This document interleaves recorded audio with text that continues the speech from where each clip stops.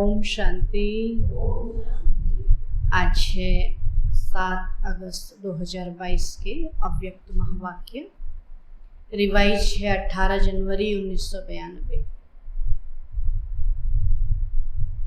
मुरली का टाइटल है बाप से स्नेह की निशानी, बाप समान बनना।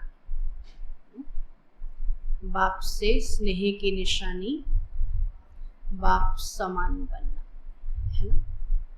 बाबा ने पीछे भी मुरली चलाई कि बाप समान कौन होंगे।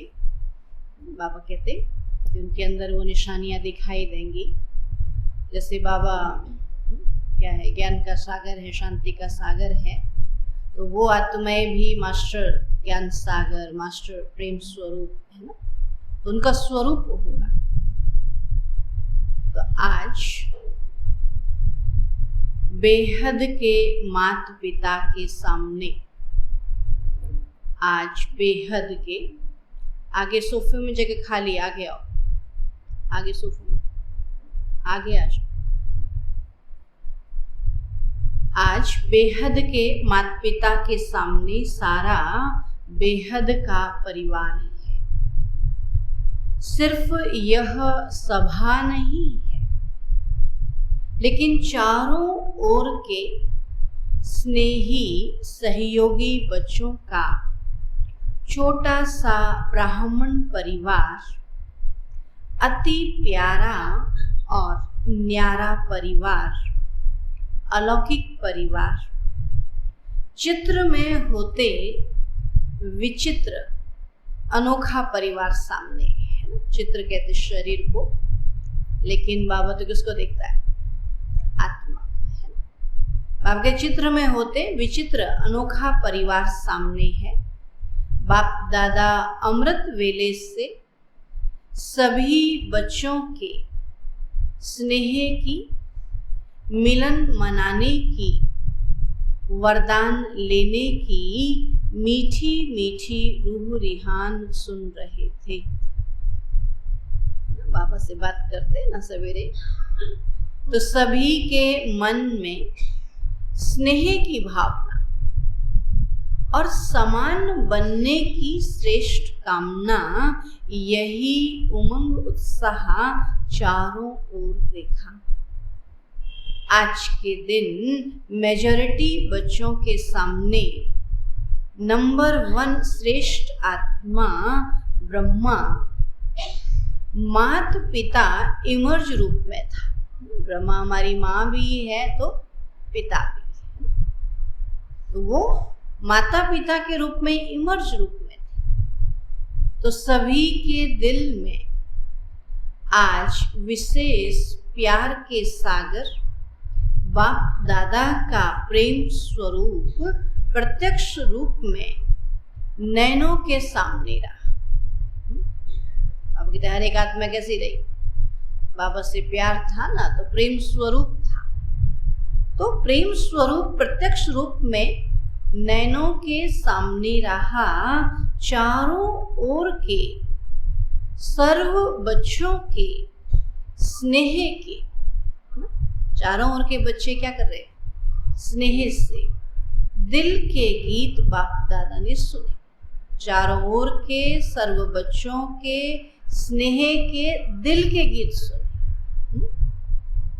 तो स्नेह के रिटर्न में वरदाता बाप बच्चों को यही वरदान दे रहे हैं कि सदा हर समय हर एक आत्मा से हर एक परिस्थिति में स्नेही मूर्त भव। सुना आज बाबा कविता के रूप में मुरली सुना, है ना। पहले बाबा ने कहा चारों ओर के सर्व बच्चों के स्नेह के दिल के गीत बाबा ने सुने, तो बाबा उसके रिटर्न में वरदान देते, सदा हर समय हर एक आत्मा से हर परिस्थिति में स्नेही मूर्त रहो। कैसी भी कोई आत्मा हो, कैसी भी परिस्थिति हो, लेकिन हर आत्मा से क्या रहो? स्नेह रहे। ये ऐसा ये वैसा नहीं, बाबा के कैसा भी है लेकिन भगवान का बच्चा है तो उससे स्नेह रहे। कभी भी अपना स्नेही मूरत, स्नेह की सीरत, स्नेही व्यवहार, स्नेह के संपर्क संबंध को छोड़ना मत। कैसी भी परिस्थिति आ जाए, कैसा भी व्यक्ति आ जाए, कैसा भी समय आ जाए, लेकिन क्या करना? बाबा ने कहा स्नेही मूरत, स्नेह की सीरत, जो गुण कर्तव्य, मूरत तो होनी चाहिए स्नेह की, लेकिन अंदर से भी बाबा कहते सीरत भी क्या हो? स्नेही सीरत। और तीसरा स्नेही व्यवहार। चौथा स्नेह के संपर्क संबंध को छोड़ना मत, भूलना मत। चाहे कोई व्यक्ति, चाहे प्रकृति, चाहे माया कैसा भी विकराल रूप, ज्वाला रूप धारण कर सामने आए, लेकिन विकराल ज्वाला रूप को सदा स्नेह के शीतलता द्वारा परिवर्तन करते रहे। सुना? कौन कौन आएंगे माया रूप में? बाप कहते प्रकृति, व्यक्ति, प्रकृति, माया, कितने भी विकराल रूप से सामने आए, लेकिन क्या करना? उसको सदा स्नेह के शीतलता द्वारा परिवर्तन करते रहना। तो इस नए वर्ष में विशेष स्नेह लेना है और स्नेह देना है। सबसे स्नेह लेना भी है और स्नेह देना है। सदा स्नेह की दृष्टि, स्नेह की वृत्ति और स्नेहमयी कृति द्वारा स्नेही सृष्टि बनानी है। सुना? स्नेह की दृष्टि, वृत्ति, स्नेहमयी कृति। कृति माना कर्म कर, जो कर्म होंगे वो भी स्नेह पूर्वक, तो उससे क्या बनेगी? हमारी सृष्टि स्नेही बनेगी। कोई स्नेह नहीं भी दे, लेकिन आप मास्टर स्नेह स्वरूप आत्माएं दाता बन रूहानी स्नेह देते चलो। ना क्या कहता बाबा कि कोई आपको स्नेह न भी दे, लेकिन आप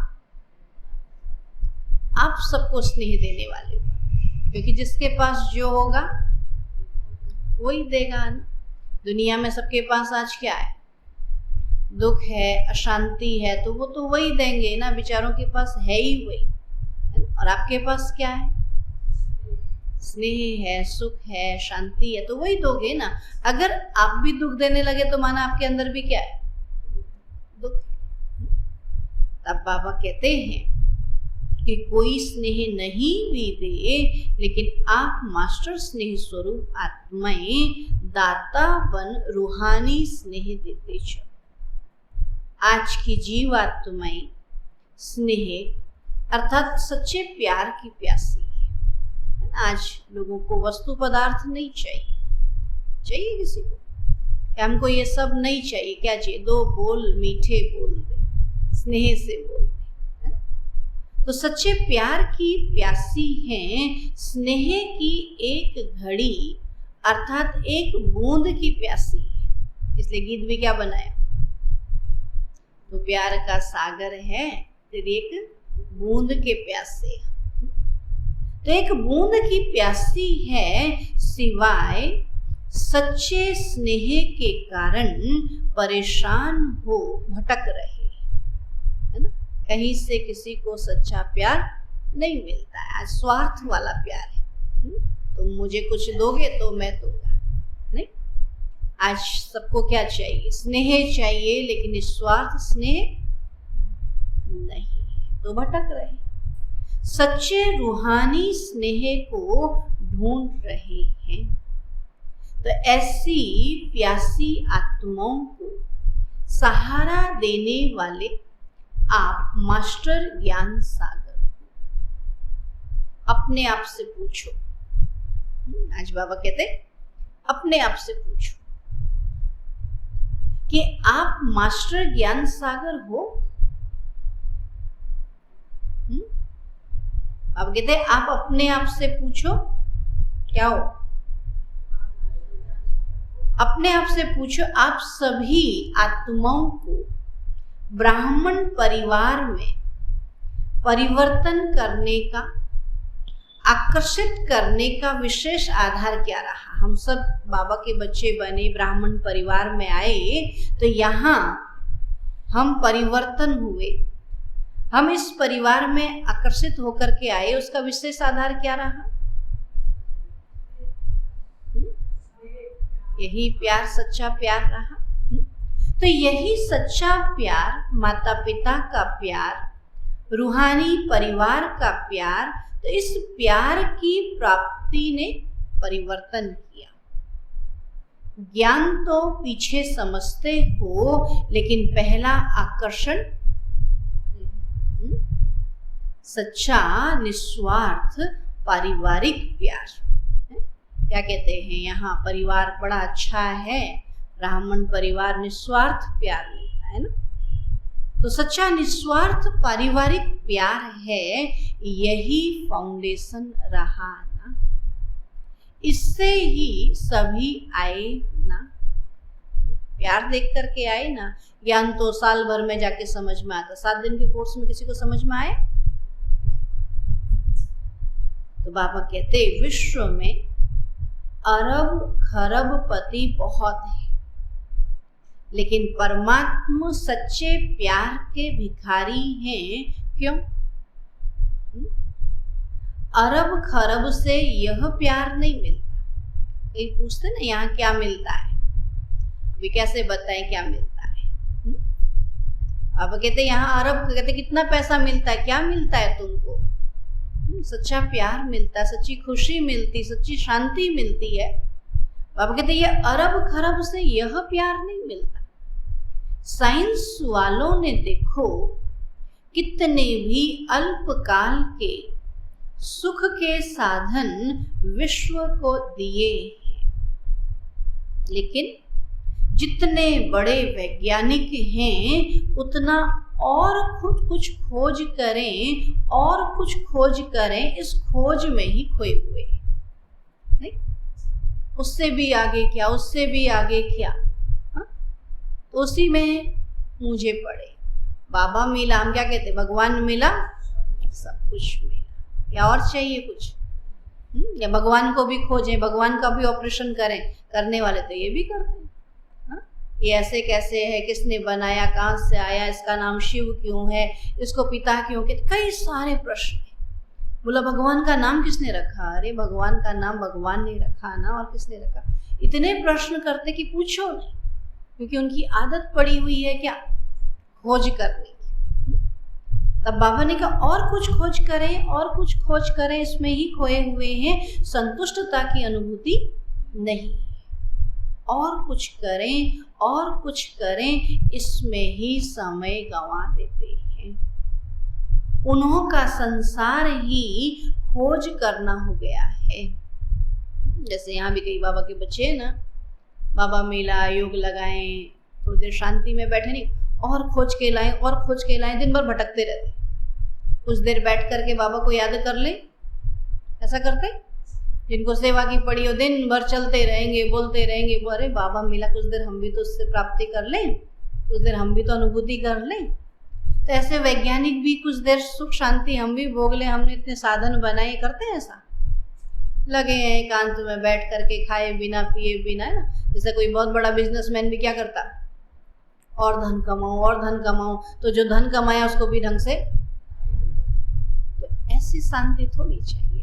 हमको भी शांति चाहिए, तो बाबा मिला है तो वो अनुभव करें ना, बाबा से क्या मिल रहा है। और आपने अनुभव किया, आपको देख करके क्या होता है, देख करके ही शांति मिलनी चाहिए। तब बाबा कहते हैं उनका संसार ही क्या हो गया, खोज करना हो गया। आप जैसे स्नेह संपन्न जीवन की अनुभूति नहीं है। अब नेताएं देखो, अपनी कुर्सी संभालने में ही लगे हुए नहीं। ये तो नेताओं का काम क्या था, सेवा करना, है ना, लोगों की शांति देना, सुख देना, ये काम था।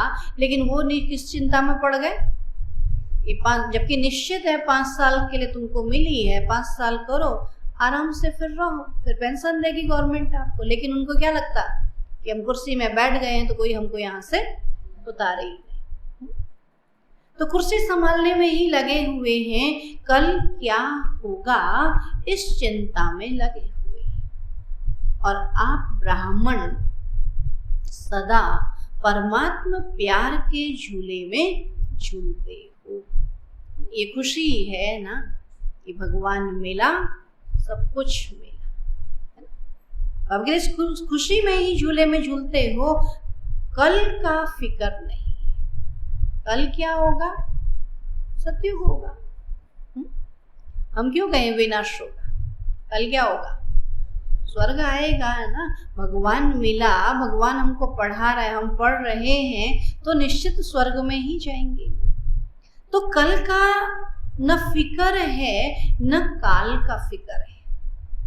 मर जाएंगे तो क्या और अच्छा, जल्दी चले जाएंगे स्वर्ग, नहीं?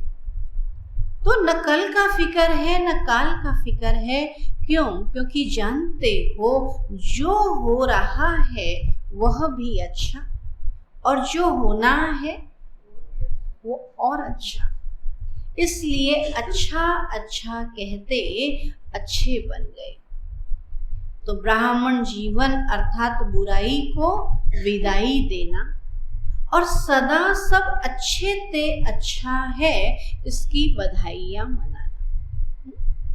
क्या कहते हैं? ये बुराई को विदाई देना है, हमारा कर्तव्य ही क्या है? बुराई खत्म करके अच्छाई लेना और सब अच्छे से अच्छा है इसकी बधाइयां मनाना। ऐसा किया है या अभी विदाई दे रहे हो? अभी तो विदाई दे दी, अभी तो खुशी में मौज में रहते हैं ना कि सब समाप्त कर दिया। अब कहते नया युग आया, नया जीवन आया, तो इससे बड़ी खुशी की बात क्या है? हमारा युग संगम युग है ब्राह्मणों का, तो नया युग है ना, और फिर नई दुनिया में जाना है। तो जैसे पुराने वर्ष को विदाई दी, नए वर्ष की बधाइयां दी ना, तो बधाइयों के कार्ड बहुत आए हैं ना, बहुत बच्चों के बधाइयों के कार्ड तथा पत्र आए हैं। तो बाप दादा कहते हैं जैसे नए वर्ष के कार्ड भेजे या संकल्प किया, तो संगम युग पर तो हर सेकंड नया है ना। नया युग है तो हर क्षण नया है। तो संगम युग के हर सेकंड की बधाई के कार्ड नहीं भेजना। कब तक कार्ड भेजेंगे? हर सेकंड के भेजेंगे? कार्ड संभालना मुश्किल हो जाता है। नहीं, पहले से ग्रीटिंग्स भेजते थे ना, तो संभालना मुश्किल। कहाँ रखे फिर उनको? क्या करें? उनका कोई यूज नहीं ना।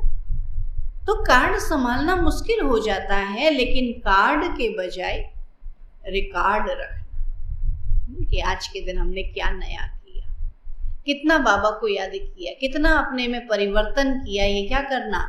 रिकॉर्ड रखना कि हर सेकंड नया अनुभव किया, हर नए सेकंड नया उमंग उत्साह अनुभव किया, हर सेकंड अपने में नवीनता अर्थात दिव्यता विशेषता क्या अनुभव की, उसकी बधाइयां देते हैं।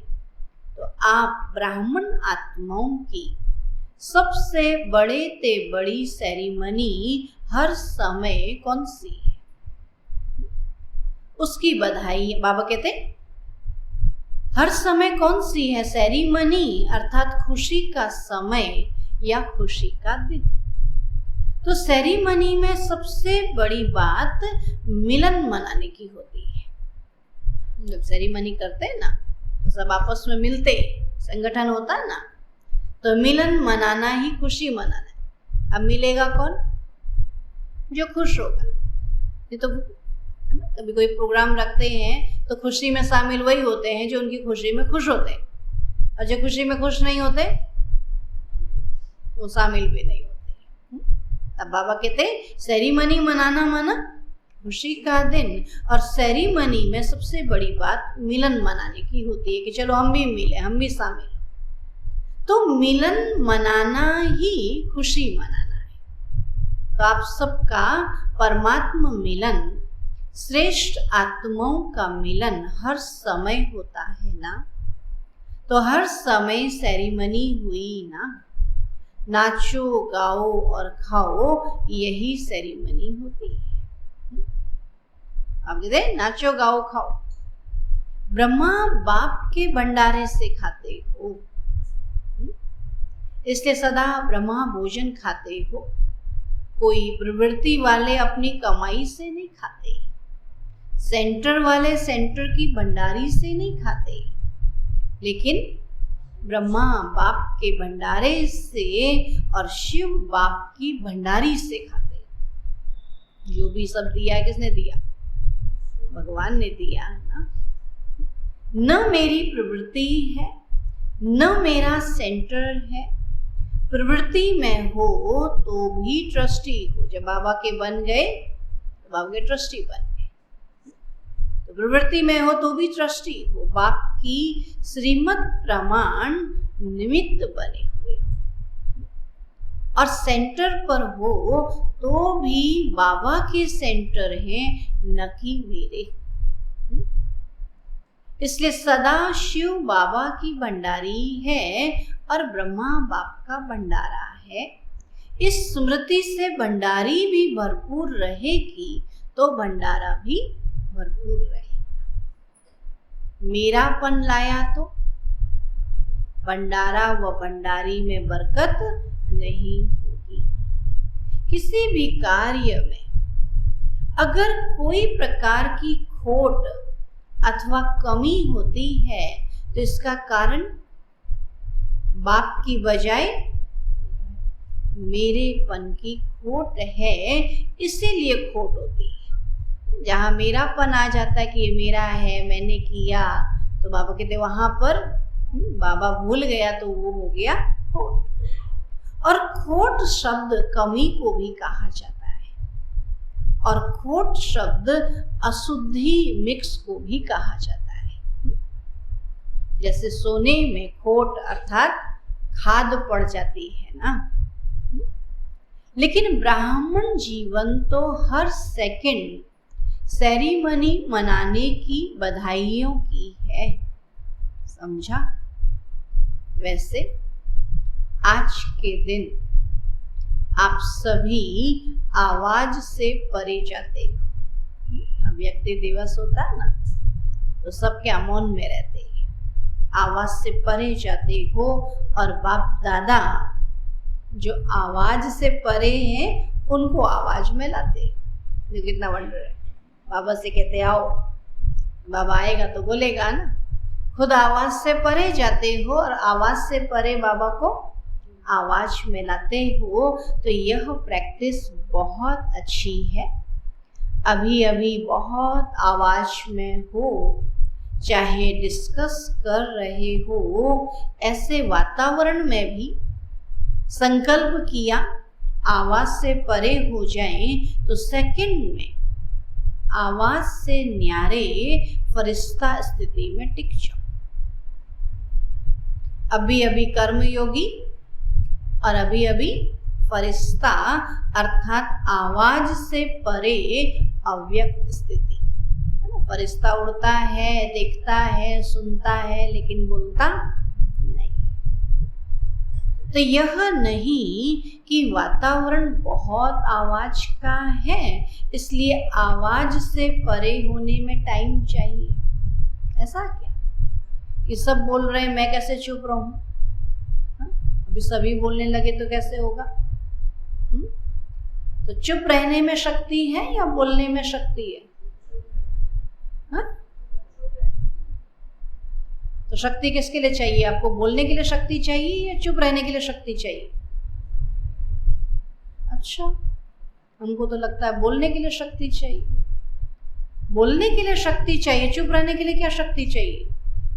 हाँ, चुप रहना तो चुप रहना। शक्ति तो किस में लगती है? बोलने में। लेकिन आपको शक्ति किस में लग रही? हाँ, सोचो, इतना बोलने में, इतना बाह्य मुक्ता में आ गए कि चुप रहने में शक्ति लग रही है। बोले बिना रह नहीं सकते, ऐसा? हाँ, अभी देखना, दिन भर आपको बुलवाते हैं और दिन भर चुप रहते, तो शक्ति किसमें लगेगी?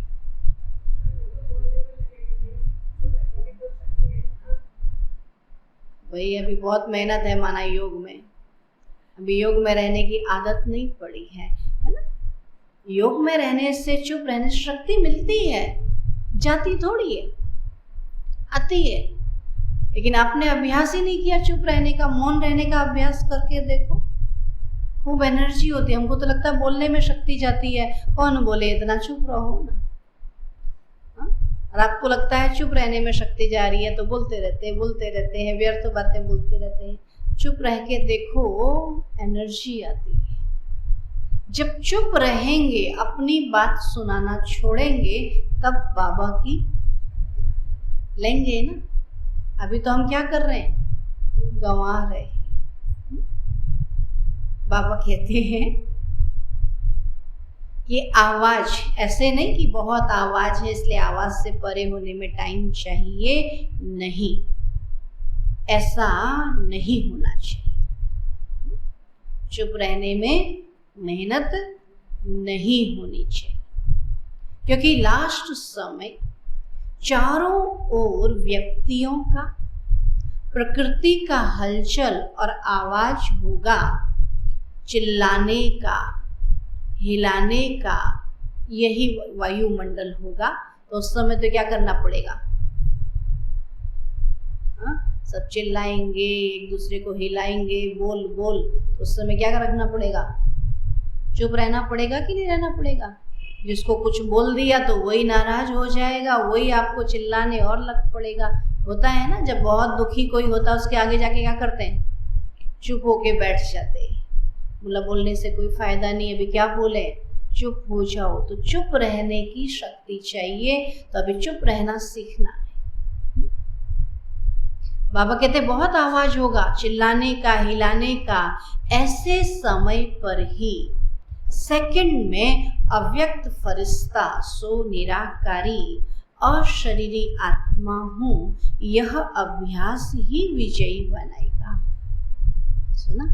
बहुत शोर होगा और आप चुप होकर के शांति में फरिश्ता रूप में रह करके उनको शक्ति देंगे, तो वही अभ्यास आपके काम आएगा, और उसी अभ्यास से वो आत्मा भी क्या हो जाएगी? शांत हो जाएगी। तो यह स्मृति सिमरनी अर्थात विजय माला में लाएगी, है ना? इसलिए यह अभ्यास अभी से अति आवश्यक है। अब जहां बोलना है वहां तो बोलेंगे, लेकिन फालतू समय में चुप रहे। लेकिन हम क्या करते, जहां नहीं बोलना वहां भी बोल जाते हैं। तो यह अभ्यास अभी से अति आवश्यक है। इसको कहते हैं प्रकृति जीत, माया जीत। जो सब कर रहे हैं वो हम भी कर रहे हैं, तो कौन सी बड़ी बात है? जो सब कर रहे हैं, हम कुछ नया कर रहे हैं, तब है बड़ी बात है। मालिक बन चाहे तो मुख का साज बजाएं, चाहे तो कानों द्वारा सुने। अगर नहीं चाहे तो सेकंड में फुल स्टॉप। मालिक बन करके चाहे तो बोले, चाहे तो चुप रहे। आधा स्टॉप भी नहीं, फुल स्टॉप। आधा स्टॉप माना मुख से नहीं बोल रहे, अंदर से बोल रहे, तो अंदर से भी नहीं बोलना। चुप माना चुप। तो यही है ब्रह्मा बाप के समान बनना।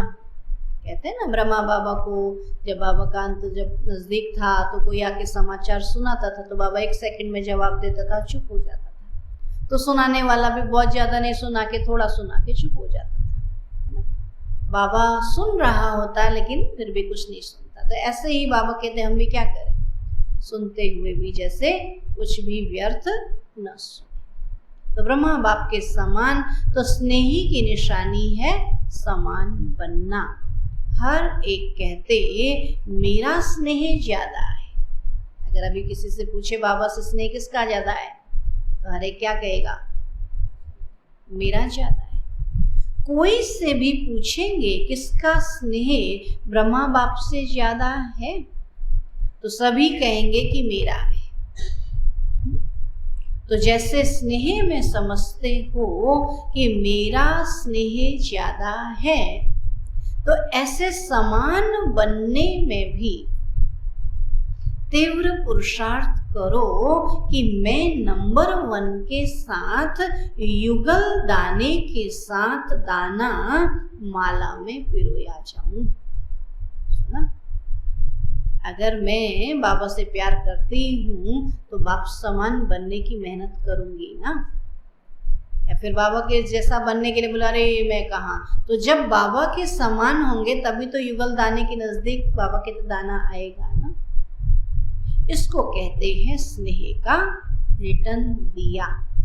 स्नेह में मधुबन में भागने में तो होशियार, बाबा से स्नेह तो भागकर मधुबन पहुंच जाते। सभी जल्दी जल्दी भागकर पहुंच गए हो ना। जैसे यह प्रत्यक्ष रूप स्वरूप दिखाया, ऐसे समान बनने का प्रत्यक्ष स्वरूप दिखाओ।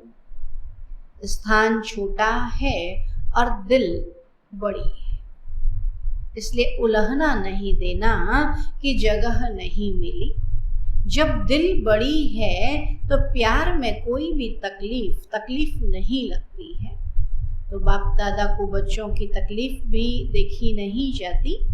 हाँ, योग लगाओ तो स्थान तैयार हो जाएगा। सुना?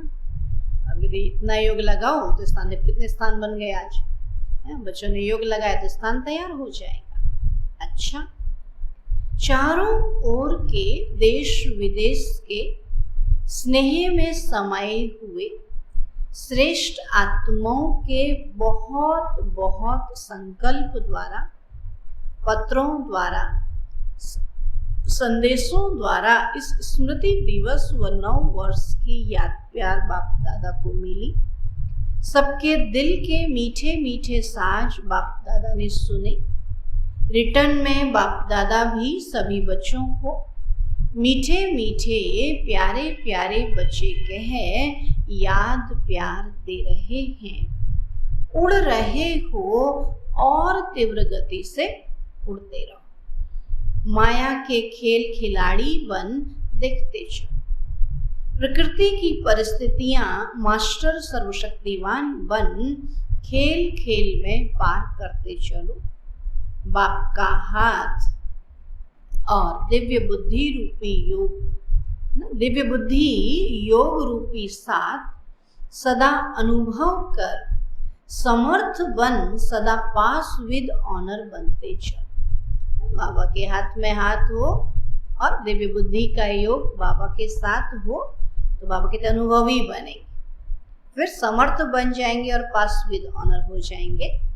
तो सदा स्नेह मूर्त भाव के वरदान को स्मृति स्वरूप में याद रख ऐसे सर्व स्नेही मूर्तियों को, सदा मास्टर दाता आत्माओं को मात पिता का शक्ति संपन्न याद प्यार और नमस्ते। हम रूहानी बच्चों की रूहानी बाप दादा को नमस्ते नमस्ते नमस्ते। दादियों से बाबा बोले, बाबा के साथ का वर्षा है ही विशेष पावर्स, और इस पावर्स द्वारा सर्व कार्य सहज आगे बढ़ते जा रहे हैं। तो सभी समीप के साथी हैं ना, साथ रहें और साथ चलेंगे और साथ ही राज्य करेंगे।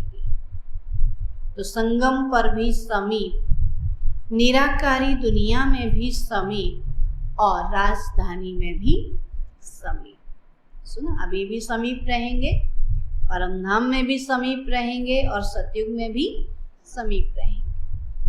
जन्मते ही समीपता का वरदान मिला तो सभी समीपता के वरदानी हैं, ऐसे अनुभव होता है ना। दादियां तो बाबा के अंग संग रही ना, तो साथ का अनुभव होना यही समीपता की निशानी है। अलग होना मुश्किल है, साथ रहना स्वतः ही। तो समीपता के संगठन के समीप है ना, जितना संगठन में समीप होंगे उतना सतयुग में भी समीप होंगे। तो राज्य सिंहासन लेंगे ना, सिंहासन पर भी जीत प्राप्त करेंगे ना। जैसे अभी दिल पर जीत है, दिल को जीता, फिर नंबरवार विश्व के राज्य सिंहासन पर जीत होगी। ऐसे विजयी है ना। आप लोगों के उमंग उत्साह को देख सभी उमंग उत्साह में चल रहे हैं और सदा चलते रहेंगे। तो बच्चे बाप की कमाल गाते हैं और बाप बच्चों की कमाल गाते हैं। आप कहते हो वाह बाबा वाह, और बाबा कहते हैं वाह बच्चे वाह। अच्छा, पार्टियों से अव्यक्त बाप दादा की मुलाकात। बाबा पूछते, हम सभी पूज्य और पूर्वज आत्माएं हैं, इतना नशा रहता है कि पूज्य भी हैं और पूर्वज भी। तो आप सभी सृष्टि रूपी वृक्ष की जड़ में बैठे हो ना। आदि पिता के बच्चे आदि रतन, तो इस वृक्ष के तना भी आप हो, और जो भी डाल डालियां निकलती हैं वह बीज के बाद तना से ही निकलती है। बीज है बाबा और तना है हम सब बच्चे। तो इस सबसे आदि धर्म की आप आत्माएं हो और सभी पीछे निकलते हैं, इसलिए पूर्वज हो तो आप फाउंडेशन हो।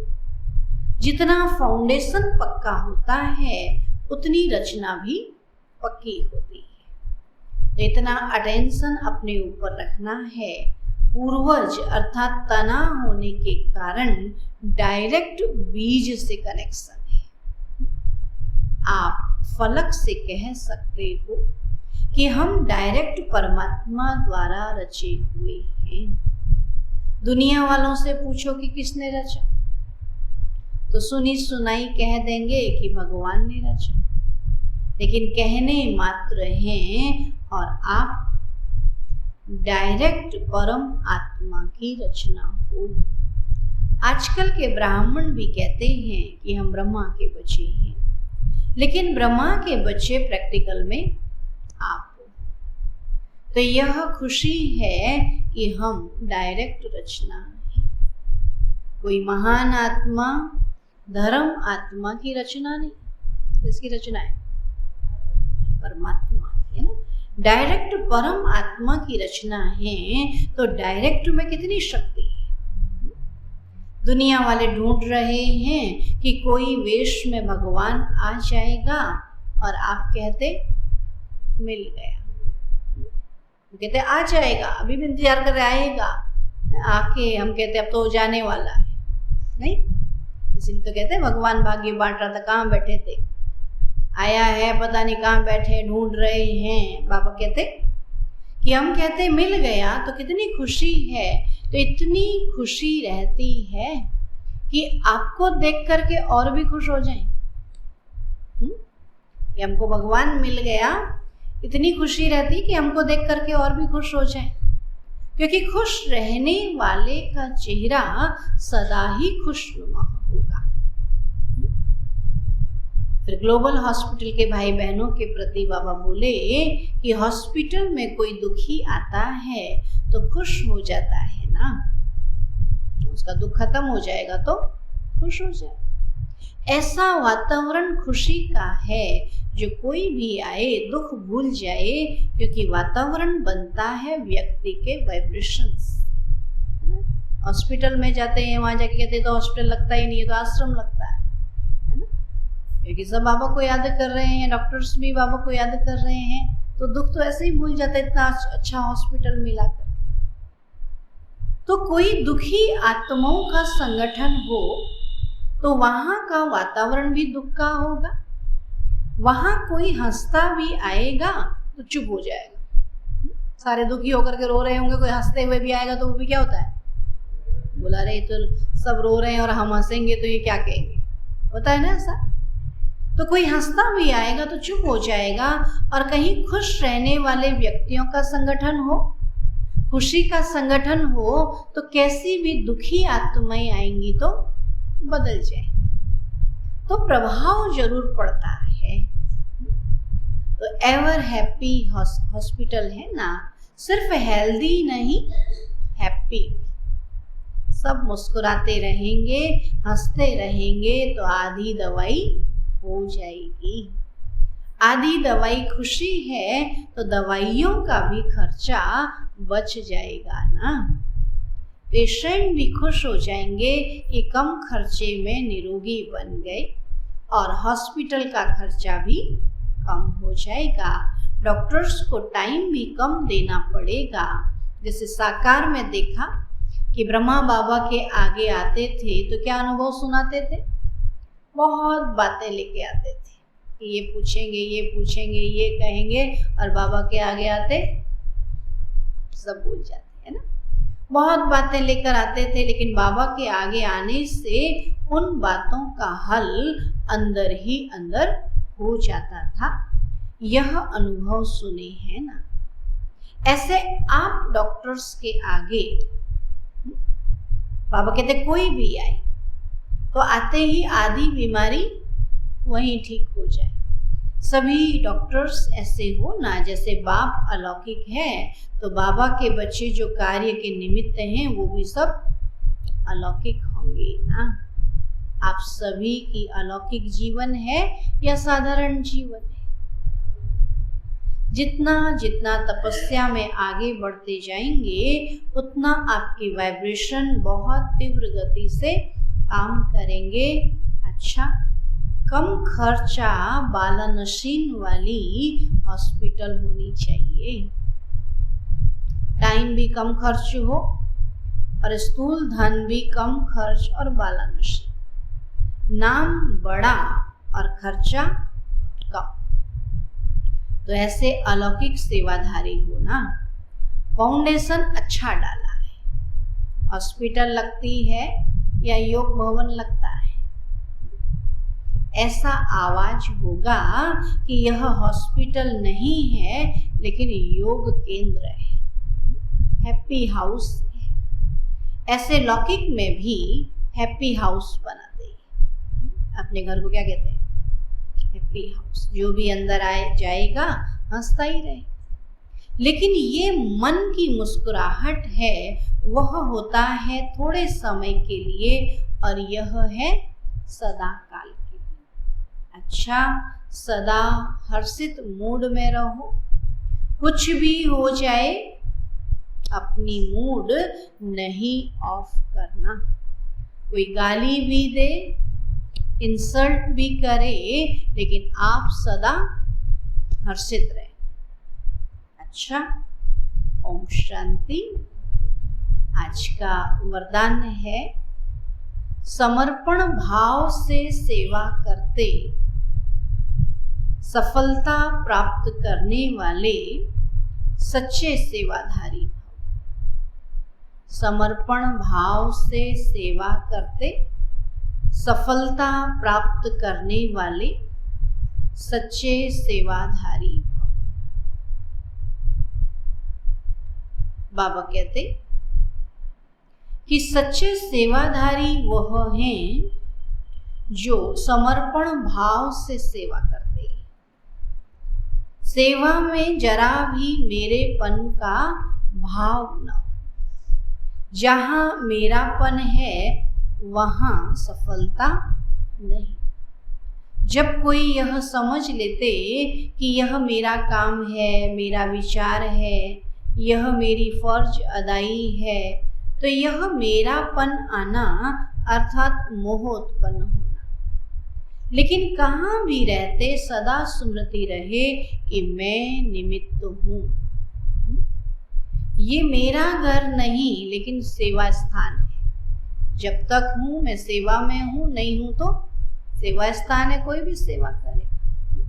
तो मेरा घर नहीं लेकिन सेवा स्थान है, तो समर्पण भाव से निर्माण और नष्टो मोहाबन सफलता को प्राप्त कर लेंगे। स्लोगन है, सदा अपने स्वमान की सीट पर रहो तो सर्व शक्तियां ऑर्डर मानती रहेंगी। सदा अपने स्वमान की सीट पर रहो तो सर्व शक्तियाँ ऑर्डर मानती रहेंगी। सुना? आज बाबा कहते बाप समान, बच्चों की स्थिति जो स्नेह वाले हैं ना, बाबा कहते बाप समान बनना है। किन किन बातों में बनना है? स्नेह देना और स्नेह लेना, और स्नेही मूरत सूरत सृष्टि दृष्टि कृति सब बाबा ने कहा स्नेह की। और क्या बोला बाबा ने? बाबा ने कल की और काल की भी फिक्र ना हो, जो भी होगा सब अच्छा हो। भगवान के बच्चे हैं ना, बाबा ने उनका कुछ तो बुरा होना ही नहीं है, हर वक्त जो है हैप्पी रहो। इसलिए बाबा कहते हैं आपकी सूरत से ही औरों को बाबा की सीरत दिखाई दे। ऐसी खुशनुमा ऐसी स्नेहमयी आपकी सूरत सीरत। ठीक है, ओम शांति। आज का अव्यक्त इशारा है।